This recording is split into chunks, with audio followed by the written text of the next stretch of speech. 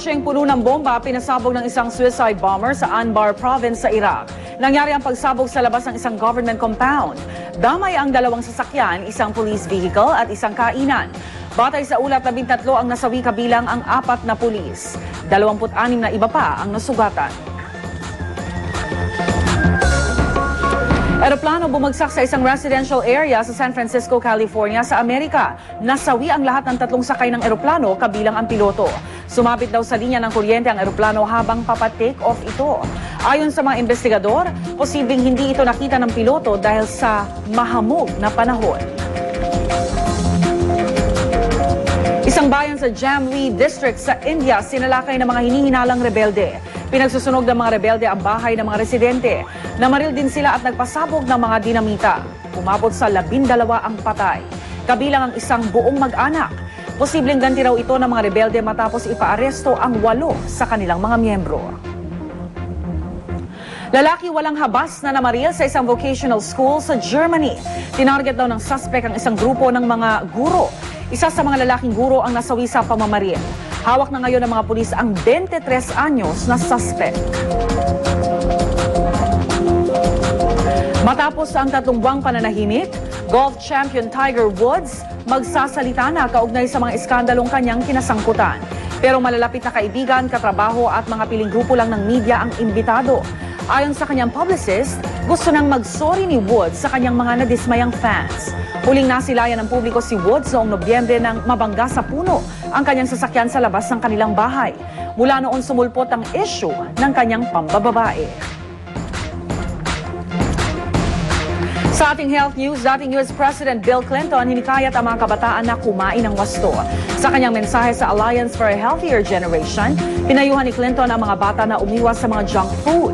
Noong nakaraang linggo, sumailalim sa heart procedure si Clinton dahil sa pagbabara sa isa sa mga ugat malapit sa kanyang puso. Ayon kay Clinton, dahil daw yan sa mga maling sistema ng pagkain noong bata pa siya. 5 taon nang nakararaan ang sumailalim naman sa quadruple bypass surgery ang dating US President.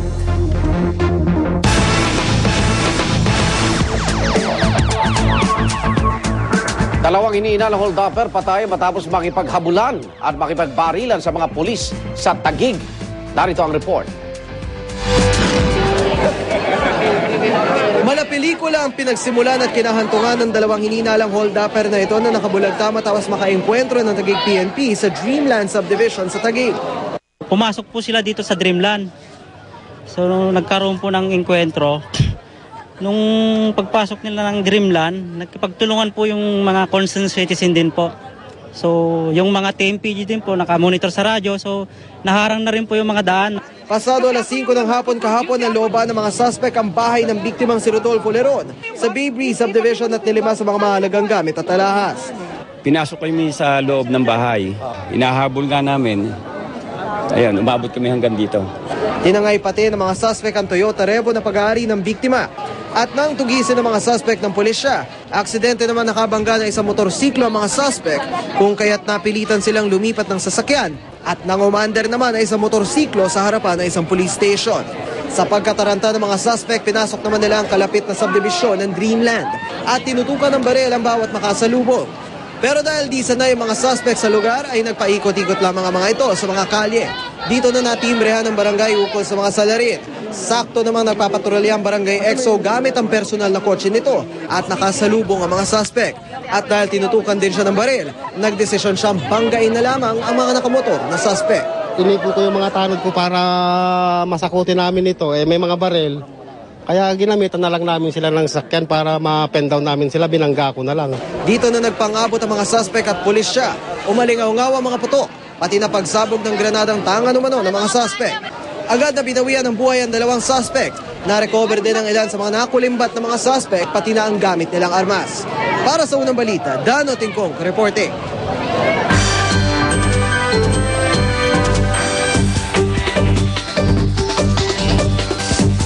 Inventor sa UK nakalikha ng mobile phone alarm. Sa pamagitan ng naturang device, tutunog ang malakas na alarma kapag lumayo ng 10 metro ang cellphone sa may-ari nito.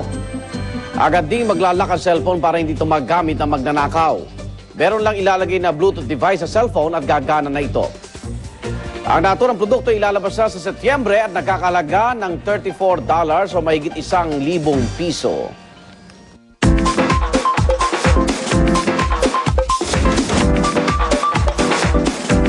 Clint Eastwood dumalo sa Los Angeles premiere ng documentary tungkol sa kanya. Yan ay pinamagatang The Eastwood Factor.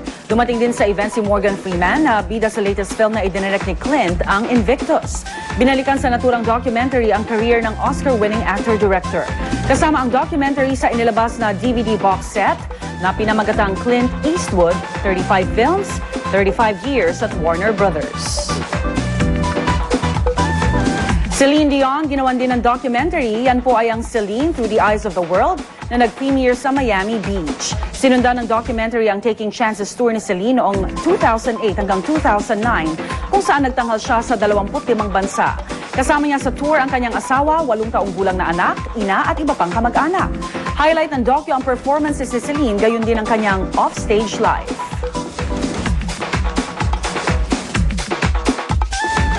Umani ng parangal ang mga programa ng GMA Network mula sa ika-6 na USTV Students' Choice Awards. Napili mong Best Documentary Program ang Eyewitness. Best Public Service Program naman ang Wish Ko Lang. Best Magazine Show ang Kapuso Mo, Jessica Soho. Best Gag Show ang Bubble Gang. Best Reality Show ang Survivor Philippines. At Best Talk Variety Program ang Mel and Joey. Pinarangalan naman ng Lifetime Achievement Award ang Kapwa Ko Mahal Ko na 34 na taon nang naghahatid ng serbisyong publiko. Special kasi it comes at a time na endangered ang mga mamamahayag katulad natin at every student award na nagbibigay ng motivation sa atin para ipagpatuloy ang ating ginagawa. Talaga hong makakabuti sa amin at napakalaking suporta. Para ma-appreciate ka ng mga estudyante na sila talagang humuhubog ng kinabukasan ng ating bansa. Ito talagang napakalaking bagay para sa amin. At ang hirin namin mamaya,